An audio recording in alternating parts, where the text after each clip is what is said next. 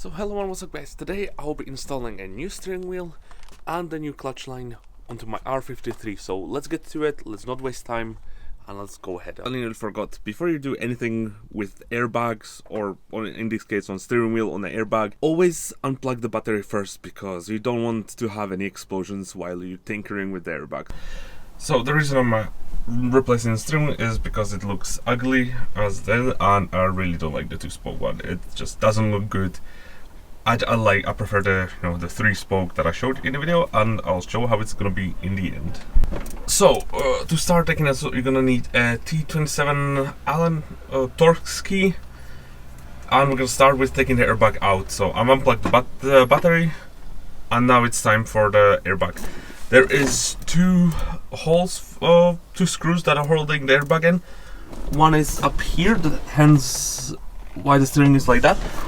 Another one is down here, so you're gonna need to loosen those. So when you actually get to this stage and you've got both screws loose, you could just, it's gonna be a bit fiddly, but you will be able to just remove it. I fiddled with it before, so I can show you like what to do, but be careful because you're gonna need to unplug the airbag bags, one here and one here.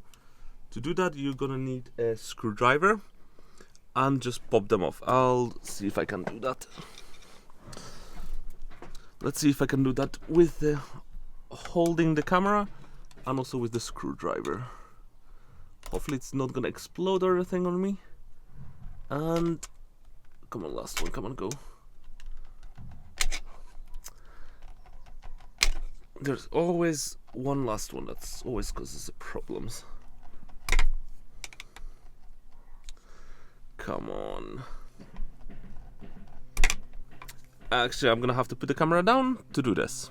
Now that it's out, just it always, if you remember, just I forgot to check how the new one is. So black one goes to the black one, or green goes to the green one. Don't get them mixed up, otherwise it potentially could explode in your face. So just be careful with that.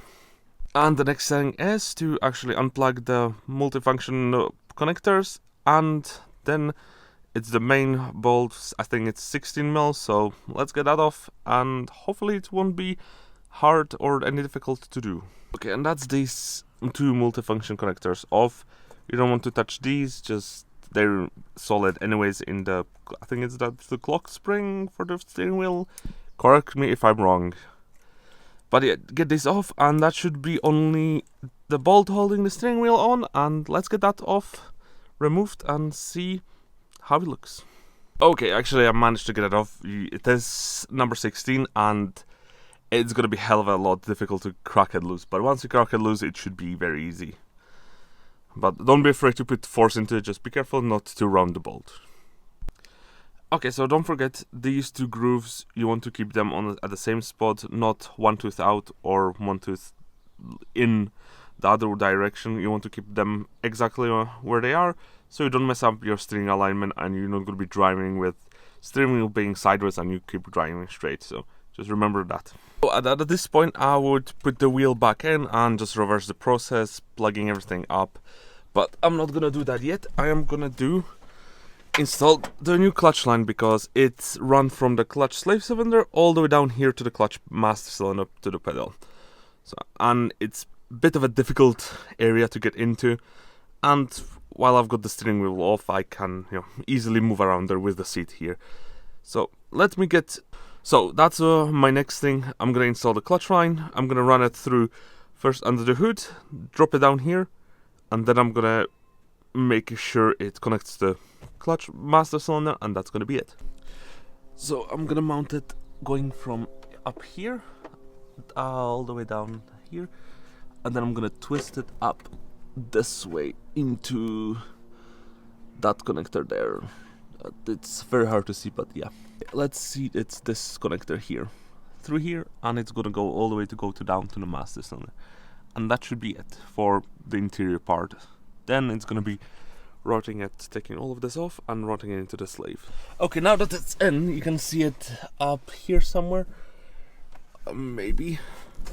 Yes, over there. We need to run it all the way down to this one and remove the hard line that's here.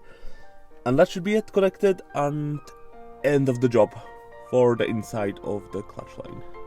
So now that the clutch line is in, time to put the steering wheel on. So we're just gonna put it like this, but first find the mark, should be something like this, and just carefully put the airbag clips through, and that's it. Simple. Let's do that now.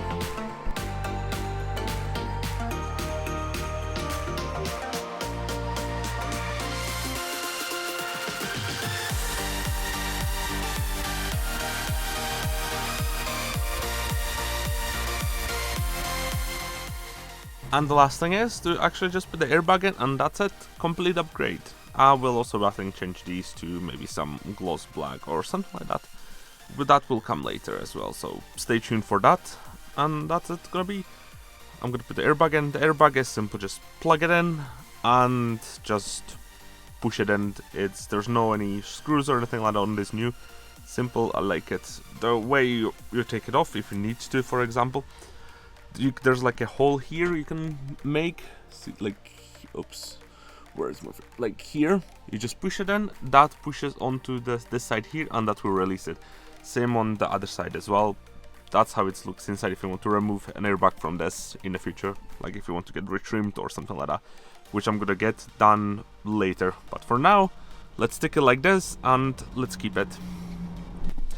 And now I'm gonna be putting the airbag in, just match it up.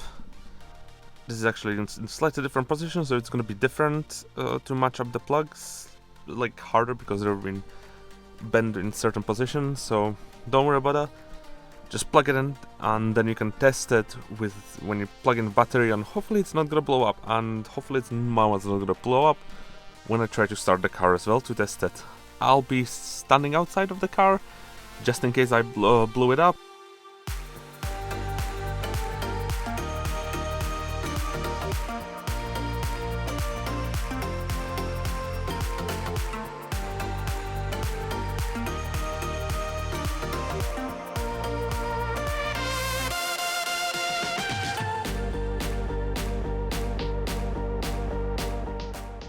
And that's it. It was actually a bit difficult and a little bit scary to actually push it in, because it didn't really want to go that easily, but I guess that's a good thing. So it's nice and secure there, and now it is in, and it looks actually really nice. Actually, let's give it a shot, plug it all up, and hopefully it doesn't blow up. Okay, so let's actually try it. Hopefully it doesn't blow up, so I'm gonna be sitting outside the car. Okay, so the first jump scare was the windshield wipers. They activated it as soon as I put the key in and kind of activated a little bit. So let's see how well it starts. Let's see if it's in neutral. It is in neutral, and let's start it. So far nothing. Nice. Starting instantly, but that worked perfectly. Started instantly, all good. Didn't blow up. That's it for this video. Stick around for other things that I'm going to be doing onto the Mini. The second thing I'm going to be doing is actually going to be changing the carpet. This is already in the shed. It just needs to be detailed, clean, so it's nice and fresh, ready to be put in the car. And same goes with all the plastic panels and trims that are inside at the moment. They're just temporarily hold, and the interior will get done very soon. Stick around for that and wait until the next episode.